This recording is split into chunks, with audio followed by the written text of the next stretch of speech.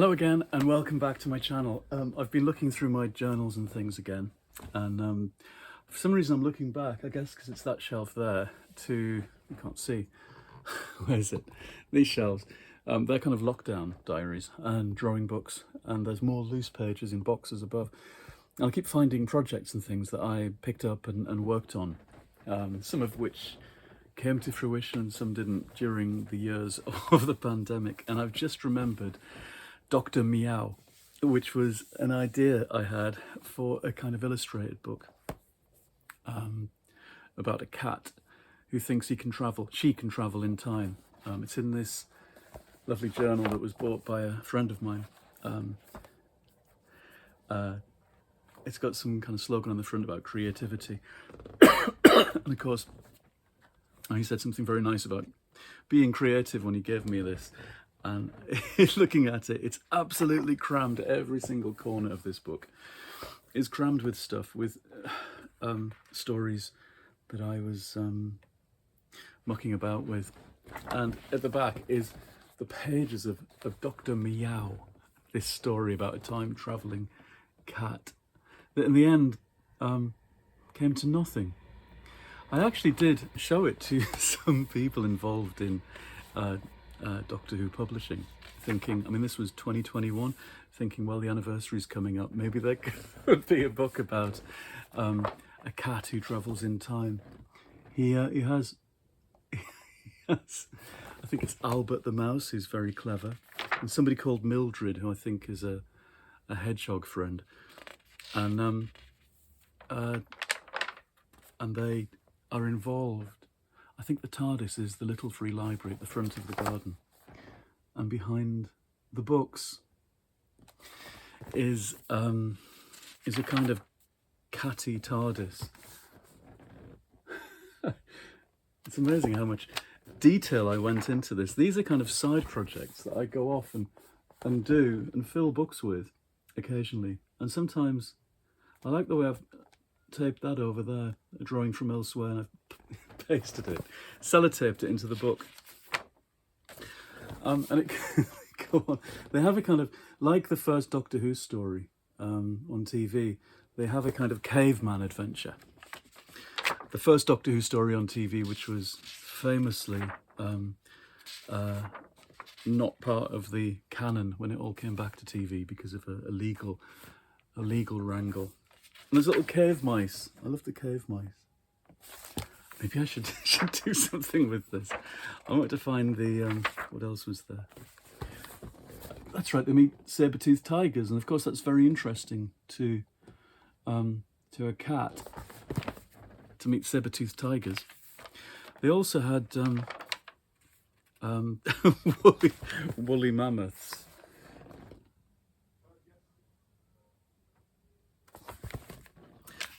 That they met.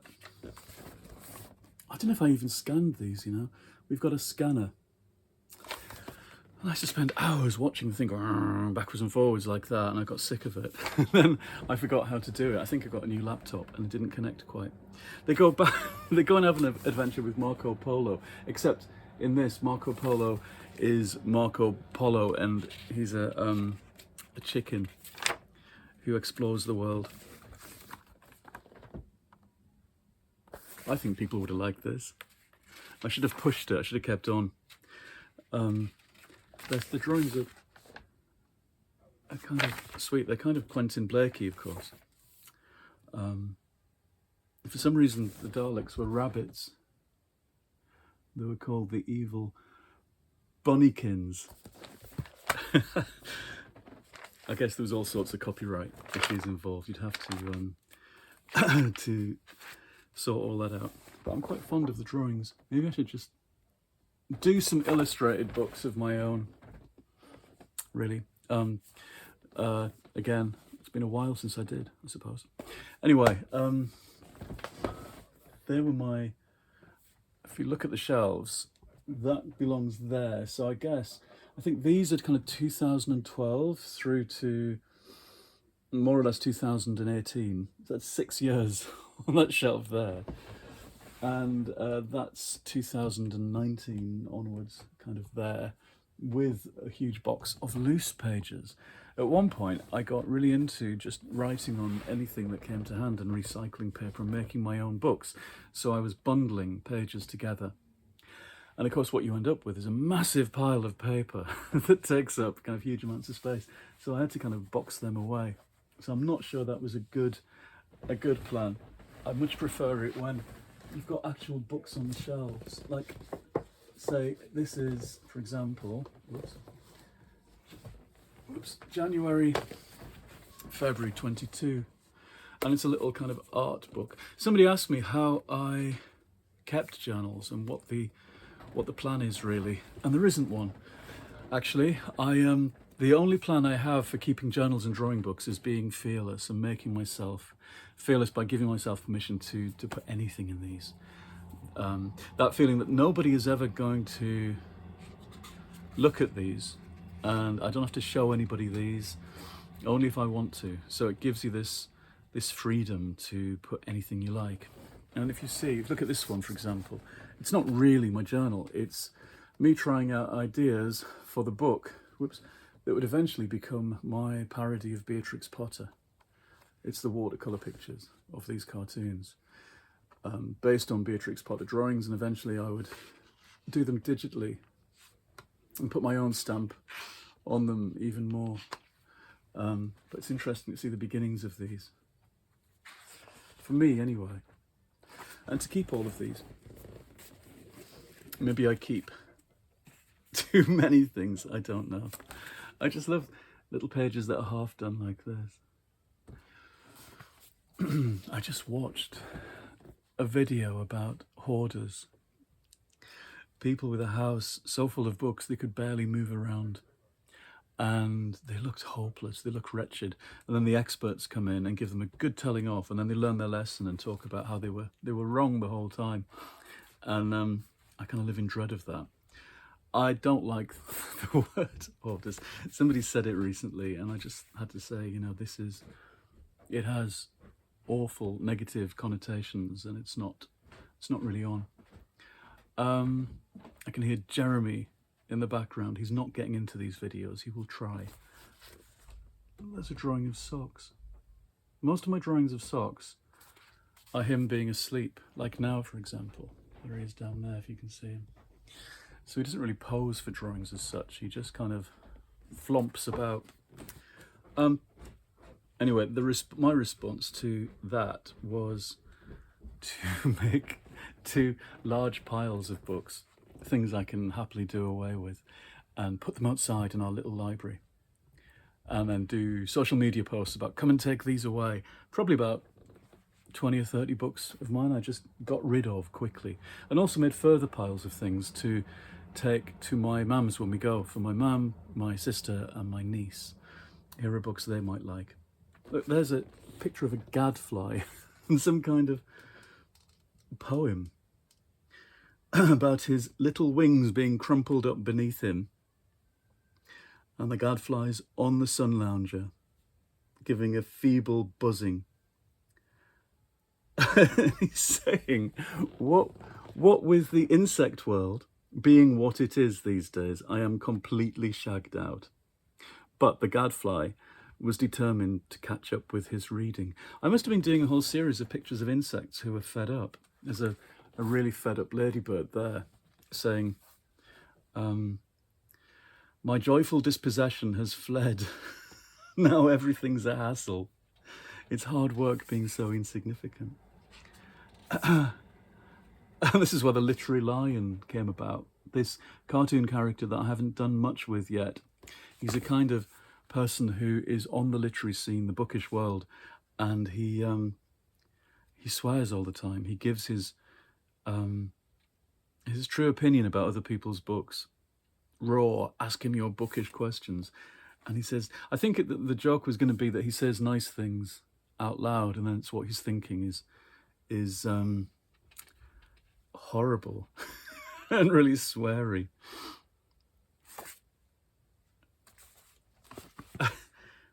And there's Yoda and R2-D2. I don't even remember doing these. They're like a kind of byproduct of everything else I'm doing. like sitting in a cafe and just drawing the coffee that I'm drinking, and the people around me in not very flattering terms. It just, all of that comes as quite natural, and mucking about with watercolors as well, just to make colors appear, really makes me happy. I'm still going on with these creatures from Beatrix Potter. There's the elderly Sir Isaac Newton and the tortoise. Swearing and being really horrible. I can't even read this out.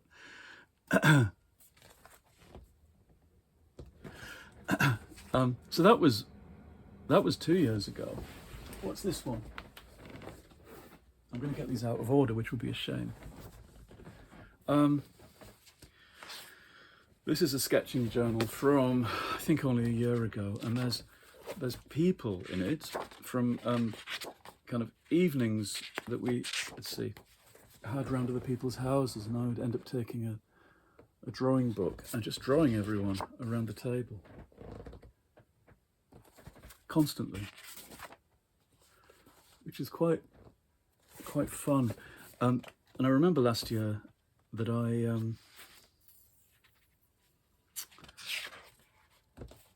started using mixed media, which to me just means having a handful of things that don't fit together: crayons, felt tips, and coloured pencils.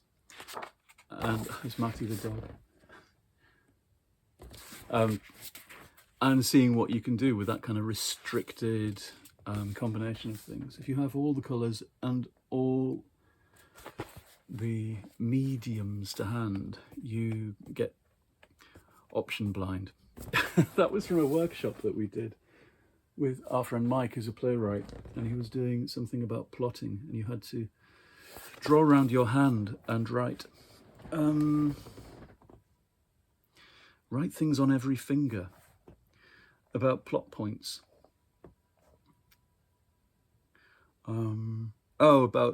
What characters want. My story was going to be called Anxious in Middlesbrough, apparently. If you don't do it, someone else will. Anxiety, self-sabotage, leaving too early, to be the one everyone's come to see. There is actually a story here somewhere. There's a quote from David Mamet: stories happen because somebody wants something and has trouble getting it. And the exercise is called the 5-finger pitch. I must look into that. Instead, I turned the page and started drawing dinosaurs. I started doing dinosaur pictures instead of concentrating. I was asked yesterday by a friend, do I have a butterfly mind? I'm not sure that I do, but faced with a writing prompt, I might just start drawing dinosaurs or doing abstract pictures like this. I went crackers on these last year. I had all kinds of acrylic paints and things, and everywhere developed these spots and blots and splotches, and I loved it. I loved doing them. I was looked at askance by some friends. But I loved it. I got so much joy out of doing these. It's just pure painting. Paint for the sake of it, making marks for the sake of it. And it's just fun. And there's nothing wrong with that. And I think painting in all those colours and doing abstracts really freed me up for the following year when I started doing these very colourful pictures of Levy, which are anchored in the reality of the place, but kind of vibrate with colours that go over the edges. Which reminds me of when I did colouring books a couple of years ago. This was an interesting thing. I think I was in between publishing contracts, and I was doing pictures and selling them. They were watercolours, and somebody said you should do a colouring book, which I did, of Levenshulme scenes based on my drawings. So I did kind of hollowed out versions of the pictures, and they were quite generous. They were quite long, quite thick books with these cartoony outlines. there's socks walking down our street. And people, this is 9 years ago, and people still say that they finished their colouring in book, or they kept it preserved. I love doing this. On the back, I wrote my rules, which my rules, I think, count for just about everything. My colouring in book rules are a kind of lesson for all the arts, I think, he said pompously. Number 1, there aren't no rules. Number 2, you don't have to stay in the lines if you don't want. Number 3, you don't have to make things the colour they are in real life. 4, use crayons, felt tip pens, coloured pencils or paints. Let the colours run and mix. Number 5, make Levenshulme, where we live, as psychedelic as you like. 6, post your favourite finished pictures on Facebook. That's a kind of important one, really, in a way. I think when I started drawing again in about 2015, drawing for public consumption, not just in my journal, things that I wanted to show people, social media was really useful, and getting that kind of feedback, people saying, I like what you do, is massively, massively important. Number 7, find the actual places and colour them in on location. The idea of doing colouring in on plein air, as they say. Number 8, start everywhere. Start every page at once. 9, share colouring in a page with a friend. 10, buy lots of extra copies for friends and family. All of those things, I would say, count for writing as well, actually, and reading. Anything you might like to do. The last page is of Pod, which used to be our lovely deli around the corner. Well, it was a deli, but it was a bar, restaurant bar, really. And next to it was the post office, or the depot where you picked up parcels. And there's the postman going along the street. There's a funny story about the dog doing a shit outside the card shop there. That was a card shop run by somebody, very snooty French lady, who I was encouraged by others to go and ask if they wanted to take my cards and have them in stock, and she wasn't very keen. And anyway, a scene developed, and there was a painting I did of the shop, and it just happened to have a dog doing a shit outside that shop, just by chance. Although actually the dog came from a medieval tapestry in a museum in Paris and a different drawing book. He just happened to trot along into this one and do a shit outside that shop. That's so childish. Anyway, when I posted it online, the comment from the snooty French woman will go down in history, and it was, there is no poopy dog outside my shop. And any mention now of the card shop's long gone, of course, because it was so snooty nobody ever went into it. I think that's true. Anyway, the poopy dog outside the shop is legendary, and it makes me laugh still 9 years on. People get quite cross about the poopy dog, and some people do. The next year I did the Levenshulme cats colouring book, and everybody sent their pictures of cats, local cats, for me to draw and make into bits of their stories as well. There's one I actually coloured in myself. I didn't know I'd done that. At some point I sat down with my own felt tips and coloured in my own drawing. I don't know if that's sad or nice. There's an awful lot of work went into these books. I'd forgotten. Look, it's another one I coloured in. They're sweet. That's still black and white, but this one is coloured.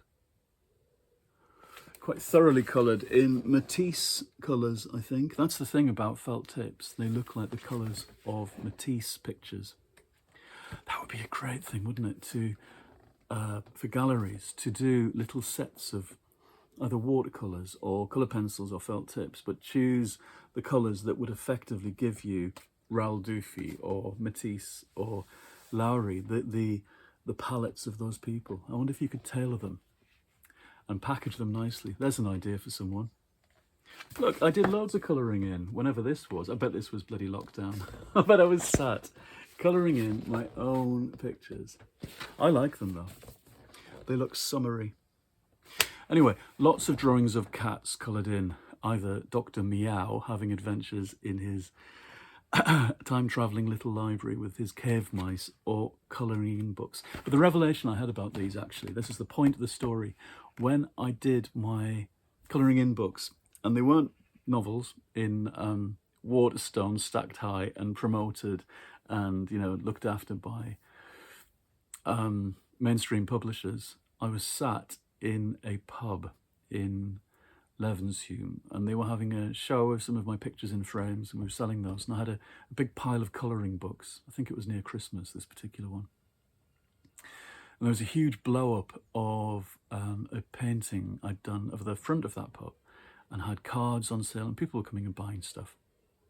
And I was selling my colouring in books, and I thought, this is how hopelessly addicted to all of this business I am, making books and selling them, that even if I'm let down by mainstream publishing, which is ruined by greedy, stupid, lazy people on all sides, by people not really looking after books and the book business, I'll still be sat here selling things by hand, things I've made by hand.